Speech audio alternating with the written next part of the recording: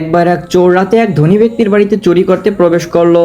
চোর ঘরে ঢুকে যখন সবকিছু খুঁজছিল তখন সে দেখতে পেল একটি শোবার ঘরে এক বৃদ্ধ লোক নামাজ পড়ছেন। চোর কিছুক্ষণ অপেক্ষা করলো কিন্তু বৃদ্ধ লোকটি নামাজ শেষ করছিলেন না। বেশ কিছুক্ষণ পর বৃদ্ধ লোকটি যখন নামাজ শেষ করলেন না তখন চোর রাগে ফেটে পড়ে এবং বৃদ্ধ লোকটির সামনে দাঁড়িয়ে চিৎকার করে বলল, আপনি এত দীর্ঘ সময় ধরে নামাজ পড়ছেন কেন? আমি তো চুরি করতে এসেছি। বৃদ্ধ লোকটি তখন ধীরে এবং শান্ত কণ্ঠে চোরকে বললেন, আমি আল্লাহর কাছে সাহায্য চাচ্ছি যাতে তিনি আমার ঘরের মালিকানা সঠিক ব্যক্তির কাছে তুলে দেন। চোর একথা শুনে অবাক হলো এবং একটু থেমে বলল, আপনি জানেন আমি চুরি করতে এসেছি, তবুও আপনি আমাকে থামাচ্ছেন না কেন? বৃদ্ধ লোকটি হাসলেন এবং বললেন, তুমি চুরি করতে এসেছো অথচ আমি জানি এই ধন সম্পদ প্রকৃতপক্ষে আল্লাহরই দেওয়া। যদি আল্লাহ চান এই ধন সম্পদ তোমাকে দিয়ে দিতে পারেন, কিন্তু আমি চাই তুমি সত্যিকারের মালিকের কাছ থেকে এই ধন সম্পদ নাও, কেননা আল্লাহ যা দেন তাতে বরকত থাকে আর যা নিজের খেয়ালে নেওয়া হয় তাতে বরকত থাকে না।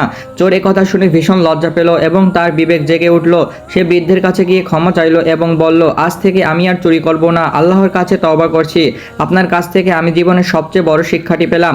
বৃদ্ধ লোকটি তাকে আল্লাহর দিকে ফিরে আসার জন্য সৎ পথে চলার পরামর্শ দিলেন। সেই চোর তখন থেকে সৎ পথে চলা শুরু করলো এবং জীবনে আর কোনোদিন চুরি করেনি।